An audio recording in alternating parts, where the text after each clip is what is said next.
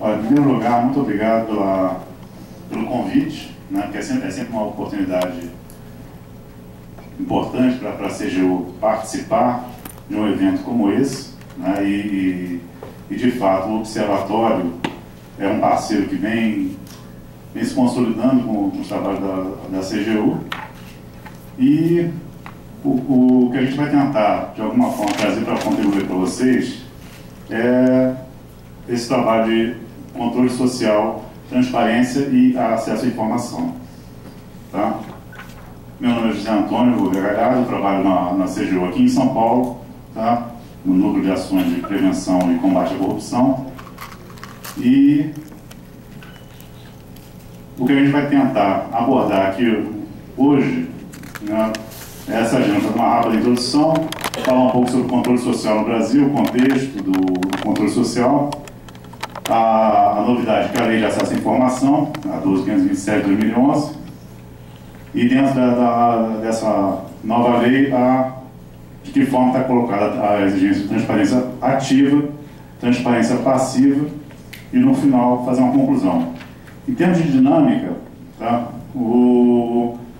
a gente tem 1 hora de apresentação mais ou menos, eu vou tentar respeitar esse prazo, e no final, meia hora para perguntas. Então, eu pediria para a plateia, né, para aguardar, né, o final da apresentação, ok?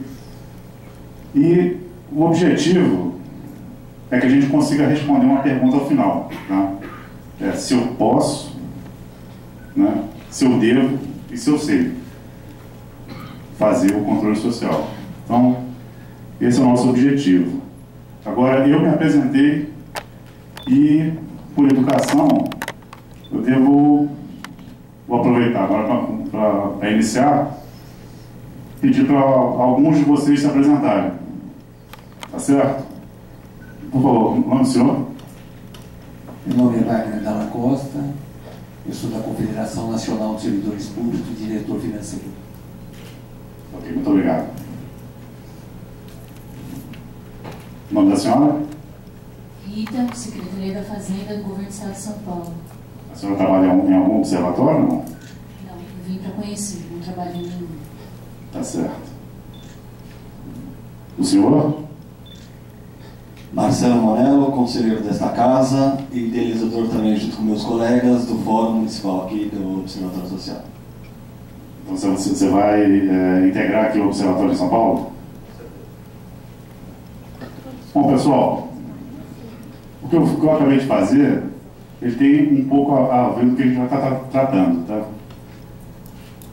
Isso porque, na verdade, a gente tem um universo aqui de pessoas e a gente tem uma limitação de tempo, uma limitação de recursos, e em função disso daí eu sou necessariamente obrigado a fazer uma seleção, escolher e, a partir dali, em alguns casos, fazer um determinado tipo de exame, algum tipo de teste, fazer uma investigação, às vezes mais aprofundada, às vezes nem tanto.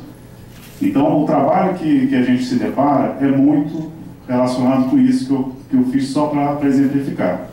Ou seja, eu entrevistei 3 pessoas e até poderia tentar, a partir das respostas que eles apresentaram, inferir, né, para todo esse universo. Eu estou falando isso por quê? Porque, na verdade, é até um momento bom de trancar as portas, tá? É o seguinte, é que você tem que estar preparado para sofrer um pouco, né? Eu trouxe aí um levantamento do que a gente está tratando em termos materiais.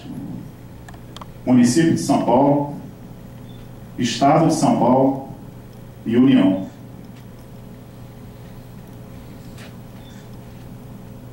Esse panorama, ou seja, no total de quase 2 trilhões de reais, o orçamento desse ano para cada um desses entes,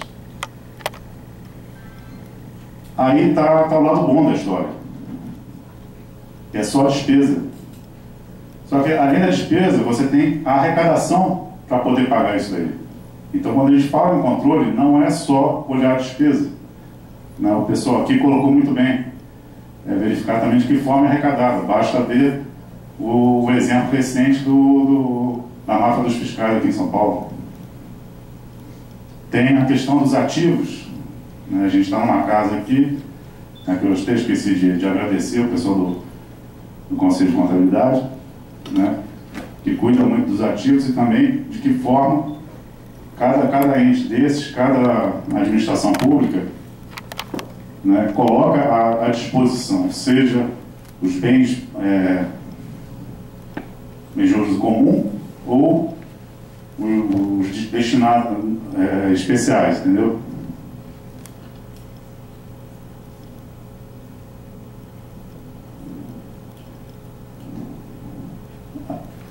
Eu só trouxe para ilustrar o levantamento que eu fiz agora de manhã. Só em termos de compra, hoje, em cada uma dessas esferas, eu tenho em São Paulo 21 sessões abertas hoje. No estado de São Paulo, 206. Na União, infelizmente, eu não consegui fazer uma pesquisa que apontasse quantas estão abertas hoje. Na verdade, eu tenho o que foi publicado hoje. Tá certo? Ou seja, dentro da especialidade, ou pelo menos da origem do trabalho de vocês aqui do Observatório, é um desafio bastante grande. E a gente trabalha muito com isso na CGU, está acostumado com essa frustração, ou seja, está preparado para inevitavelmente estar frustrado, o que não pode servir como desestímulo. Tá? Agora, como é que a gente controla isso? Né? Essa é a pergunta que a gente está tentando abordar aqui hoje. Né? Quais são as formas e tipos de controle dos recursos? Bom, o nosso ordenamento jurídico ele prevê uma rede de proteção, tá certo? Que é o controle interno, controle externo e o controle social. O controle interno ele está previsto na Constituição Federal para cada um dos poderes, legislativo, executivo, que no caso é a própria CGU, e o judiciário. Controle externo, o próprio legislativo, que, né, como já foi mencionado, tem o principal papel dele ser justamente de fiscalizar a aplicação dos recursos e a gestão pública do executivo, com o apoio do Tribunal de Contas, Ministério Público e Judiciário. Tá? Todos eles com previsão legal bonitinho. E além disso, está previsto também a atuação do controle social dentro dessa rede, de uma forma institucionalizada já, em alguns casos, ou seja, com previsão legal, que é o caso das audiências públicas, o orçamento participativo, os conselhos municipais ou estaduais de cada um dos programas sociais, e também institucionais, que seriam o quê? As redes sociais, né? As manifestações populares, o próprio funcionamento do observatório aqui, ONGs, mídia. Em que momento se dá a atuação do controle social? Isso foi colocado aqui também. Né? A gente está muito acostumado a perceber a participação do controle social muito na parte de execução, ou seja, na licitação, na construção de uma obra, né, porque é mais visível. Só que a gente está vivendo num momento, que é um momento de eleição, que é muito importante que os problemas sejam bem diagnosticados e que todas as nossas demandas sejam pautadas nos programas de governo, nas plataformas, para que possam ser cobrados. Né? E não só isso, quer dizer, não é só você identificar o problema. Para todo problema, você tem mais de uma solução, que aí você vai entrar na questão da formulação da política pública. Quais são as soluções? Com certeza tem uma mais econômica que a outra. Tem uma que é mais efetiva. Tem uma que dá um resultado mais rápido. E tudo isso tem que ser analisado. tá certo? É a execução da política, ou seja, depois que você decidiu qual a melhor solução, botá-la em prática, contratá-la ou executá-la diretamente, alocando o pessoal para fazer. E por último, a avaliação dessa política, ou seja, funcionou como eu esperava, entendeu? Que é a questão dos indicadores. Em todos esses momentos, há espaço e há a necessidade de atuação do controle social.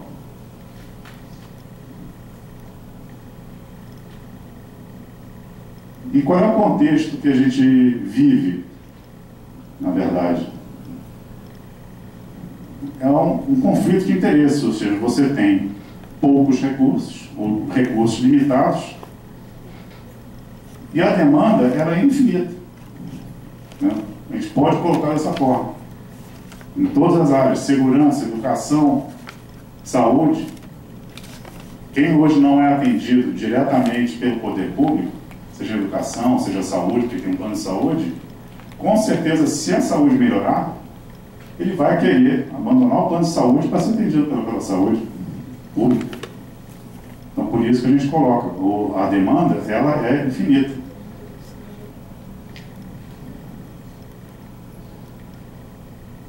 E qual é a dificuldade de você ver expressa dentro do planejamento de políticas públicas essas demandas, né? O que a gente, vamos dizer, coloca de uma forma bem simplificada, que a pretensão não é você fazer um estudo sociológico ou coisa parecida, é que você tem na sociedade brasileira, historicamente, um problema de assimetria de representação. Ou seja, são segmentos que não são representados no governo.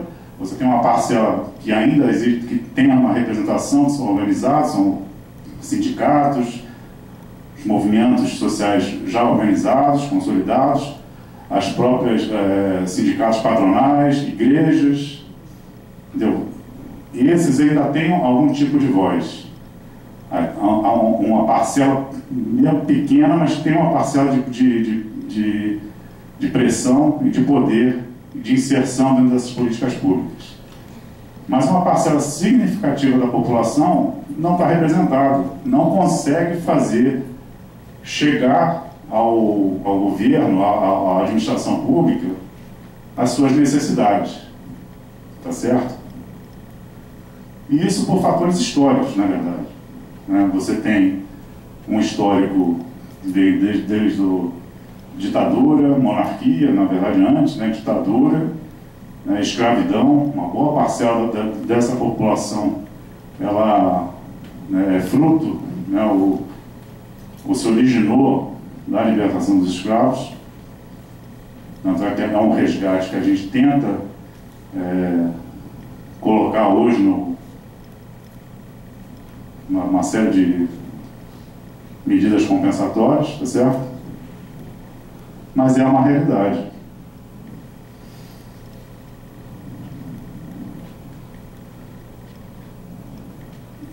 Agora, dentro do regime democrático, por que isso permanece ainda acontecendo? Ou seja, essa baixa representação, né? Porque historicamente você tem essa dificuldade, você não tem essa cultura de participação. A gente olha aqui para essa plateia, a impressão que dá é que a gente está na Suécia, né? Porque a gente está na Dinamarca. Porque assim, pela quantidade de problemas que a gente tem, era para estar apinhado de gente em pé nos corredores, né?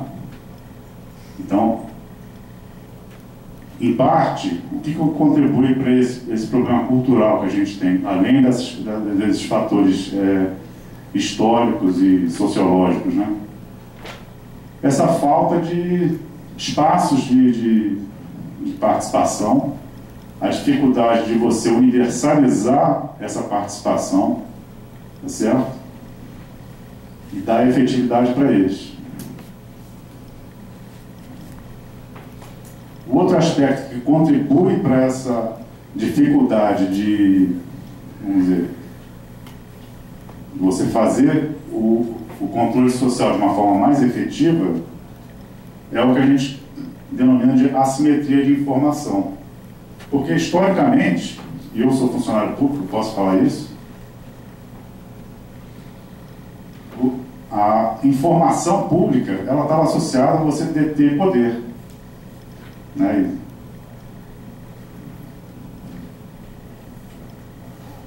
E a partir daí você gozar de privilégios, entendeu? E se manter com esses privilégios, a partir do momento que você não dá acesso à população, né, a esse tipo de informação.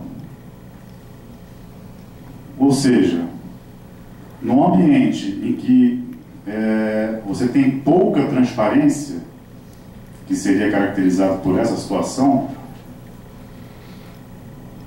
você está propenso a ter uma situação de má gestão, de corrupção. Isso é inevitável. Inevitável. Tá certo? Bom, agora falando um pouco sobre o acesso à informação. É uma coisa relativamente recente.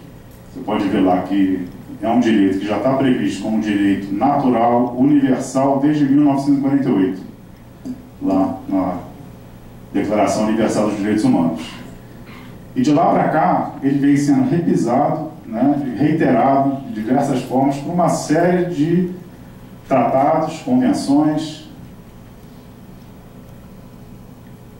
todos eles que o Brasil é signatário, né? Então, o direito ao acesso à informação, em função disso aí, ele é um direito natural, tá certo? Reconhecido pelo próprio governo. Tanto é que já estava previsto lá, está previsto na própria Constituição Federal, lá no artigo 5º, inciso 33. Né? Precisaria, então, ter uma lei específica para regulamentar esse direito ao acesso à informação? Precisaria? Você tem nas convenções internacionais, você tem na própria Constituição, mas infelizmente o nosso direito é aquele direito positivo. Ou seja, então esse direito, para ele ser instrumentalizado, né, ele precisa ser colocado em lei. E foi o que aconteceu em 2011, tá certo? A Lei 12.527, que é a Lei de Acesso à Informação, a LAI, que passou a vigorar em maio de 2012. E quais são as diretrizes da lei? Bom, primeiro é o seguinte, o sigilo, ele é exceção. A regra, agora, é a publicidade. Esse é um preceito geral. E isso é importante. Outro aspecto que é importante, que veio inovar com a lei, é que, na verdade, a divulgação, ela independe de motivação e de solicitação. Tá certo?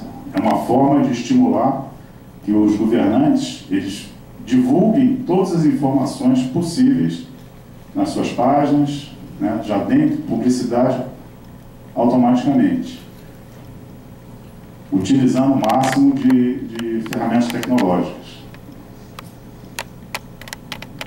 Isso para quê? Para tentar justamente desenvolver e consolidar essa cultura de transparência na administração pública e na própria sociedade.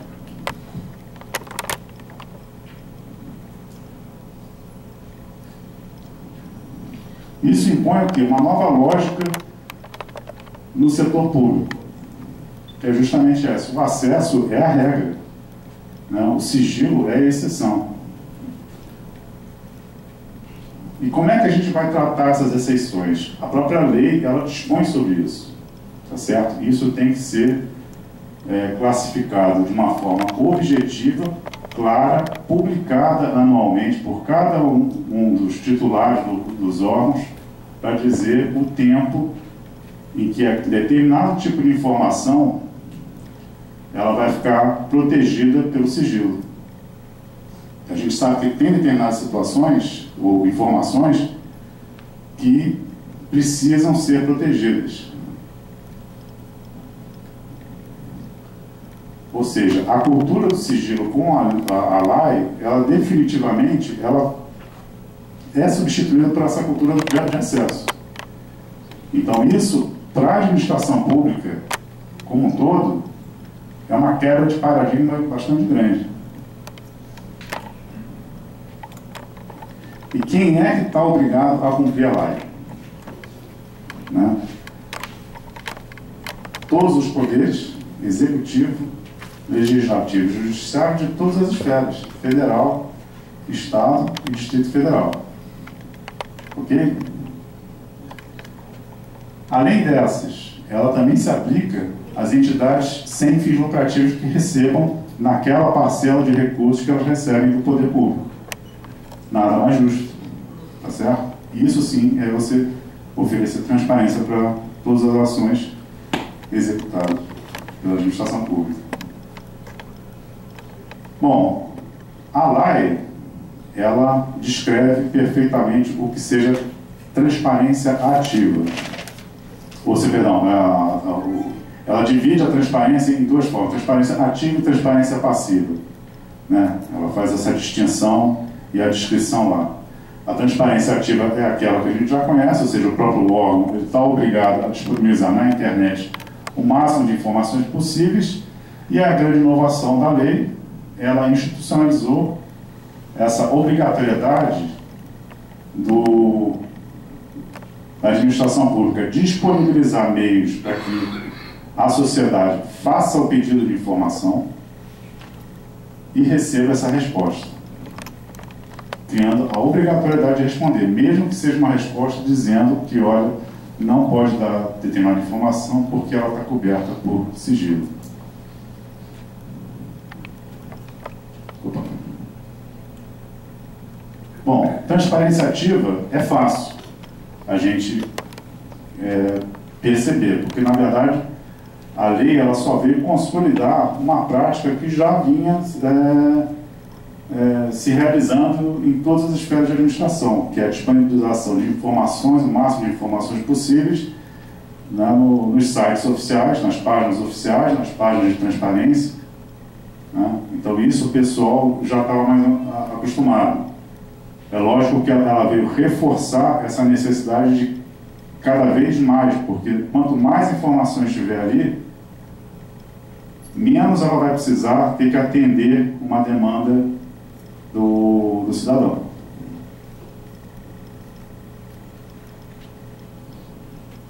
Agora, isso na verdade foi um processo, né? Isso da transparência ativa. A gente pode botar como termo inicial lá na Lei de Responsabilidade Fiscal, lá em 2000, que criou a obrigatoriedade da divulgação dos relatórios quadrimestrais, etc. E pregão eletrônico, e daí vai os portais de transparência, passando por portais de transparência lá em 2005, 2006, os portais de transparência nos estados e municípios, pregão eletrônico ampliado, o fim da conta B, que seria a conta de pagamento e suprimento de fundos, né? O pessoal deve lembrar aqui aquela questão dos cartões corporativos do governo federal, que foi lá pelos idos de 2007 que foi introduzido, né? O da tapioca, lembra?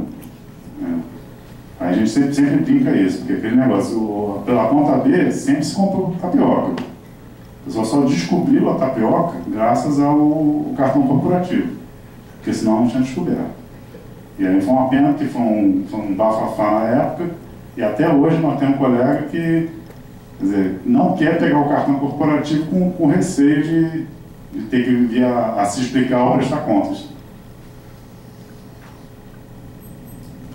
Bom, os cadastros de empresas punidas, de entidades não governamentais também punidas, isso já mais perto de 2011, 2012, né?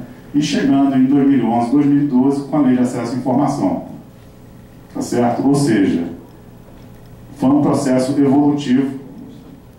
Gostaríamos de dizer que foi natural, né? Como uma criança que nasce, né, Só que, na verdade, muitos dos fatos que estão aí, eles estão associados com algum tipo de evento de corrupção, justamente que acabou motivando determinado tipo de solução ou determinado tipo de evolução na administração dos recursos aí, tá? Isso também só foi possível graças ao quê? A gente não estaria aqui reunido hoje falando sobre isso, com certeza, há 10 anos atrás. 10 anos eu estou sendo bem otimista, né? Vamos botar 5 anos. Não, é difícil, né? Porque se não fosse a evolução tecnológica, né, e essa possibilidade de acesso à rede informática, você pulverizar uma ação desse tipo, né, dessa maneira, seria impensável, impossível. Bom, a lei ela traz alguns conceitos do que seja informação e associados a esses conceitos, né? Ele faz a distinção do documento, ou seja, que é um dado, pode estar em qualquer meio, papel, magnético, ou seja, isso é considerado um documento, e uma informação que ele pode ser processado ou não. Tá certo? As categorias que a gente já vai tratar, quer dizer, sigilosa e pessoal.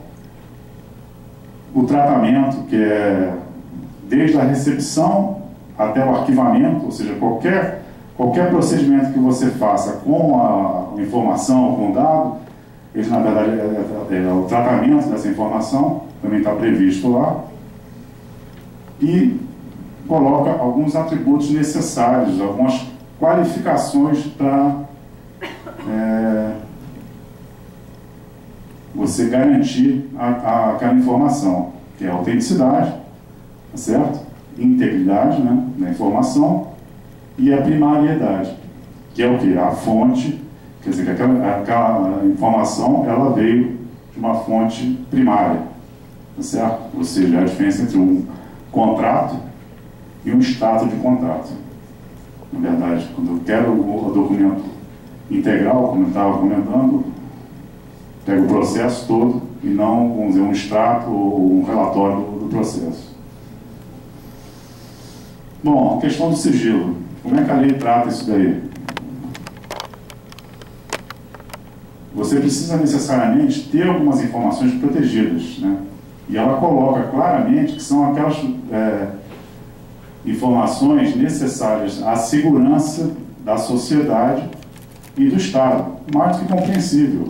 Qualquer coisa que coloque em risco a vida, né, a saúde da população, então, inevitavelmente, você tem que tomar cuidado com isso. O Estado ele tem essa responsabilidade. A lei ela não veio afastar essa responsabilidade do Estado. Da mesma forma, a defesa nacional ela continua sendo uma preocupação, uma responsabilidade do Estado. Então, por conta disso, você tem determinadas informações que precisam ser resguardadas. Relações internacionais, a mesma coisa. Né? E ela faz a relação completa daquilo que poderia ser interpretado como associado justamente à segurança da sociedade e do Estado. E informação pessoal. O que é informação pessoal? É aquela de cunho privado mesmo, que na verdade está custodiada pelo Estado. Tá? Não é uma informação pública. Bom, e a gente vai poder manter qualquer informação secreta indefinidamente. A lei não estabelece dessa forma. Ela estabelece que você tem 3 graus de proteção, que é de ultra secreto, 25 anos,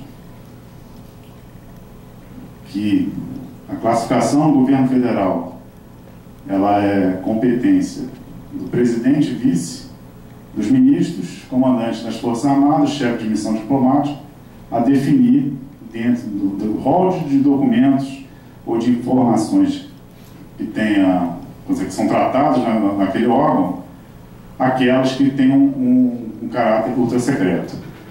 Da mesma forma, a secreta, 15 anos, máximo de proteção.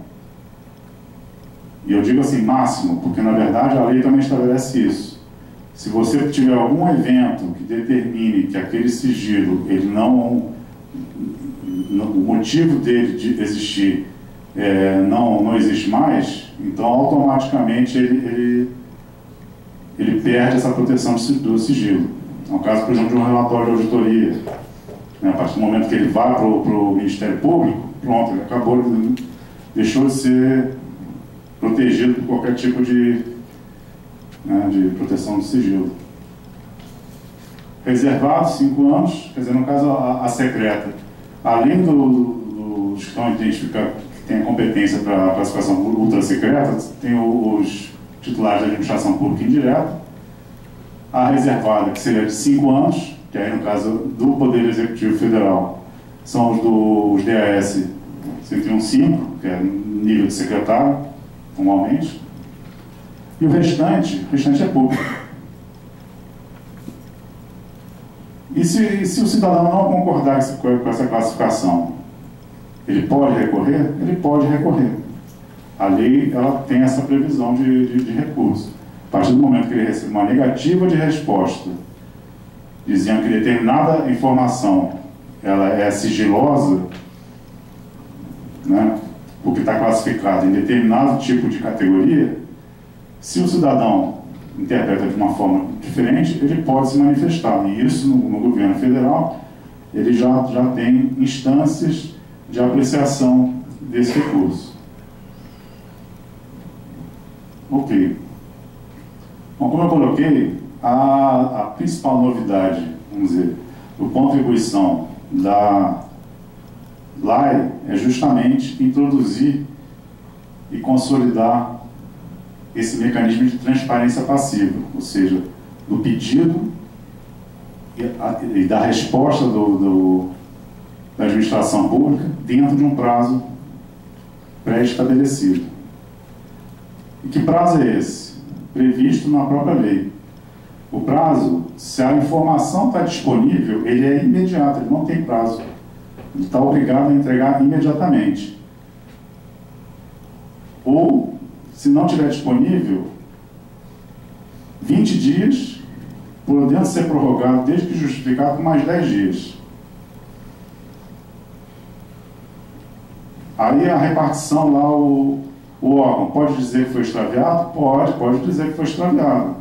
A única coisa que, se fizer isso, o cidadão ele pode exigir a imediata instauração de uma sindicância. Então, para os servidores da administração pública, passou a ser uma responsabilidade, né, um fator a se preocupar.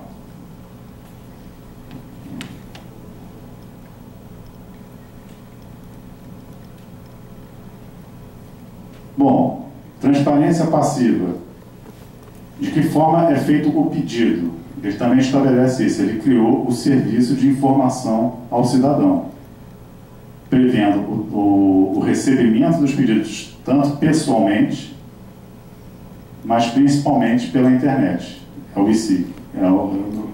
Ou seja, é a forma de você atender e orientar, receber, protocolizar e dar a resposta também. Tá? Isso está previsto lá no artigo 9º. Aqui eu trouxe algumas estatísticas que a gente produziu para um evento anterior, que a gente apresentou lá na Cefaz, dos pedidos e das negações do SIC e do Estado. Eu fiz isso só para justificar por que eu escolhi o Estado. Na verdade, a gente já tinha apresentado semana passada lá na Cefaz. E aí você percebe que, por exemplo, o total de pedidos na Cefaz está em torno de 32 mil, você teve negados só 1%, o que é relativamente razoável. Concentrado essa negação naturalmente na delegacia de Polícia Civil, né? E com uma parcela também significativa da Secretaria da Fazenda do Estado. Por quê? Porque, na verdade, a lei ela não veio retirar a proteção legal que existe de sigilo das informações fiscais, por exemplo, ou mesmo de investigação. Tá certo? Então, por isso que todas as previsões legais que existem, elas permanecem existindo, a lei não as revogou.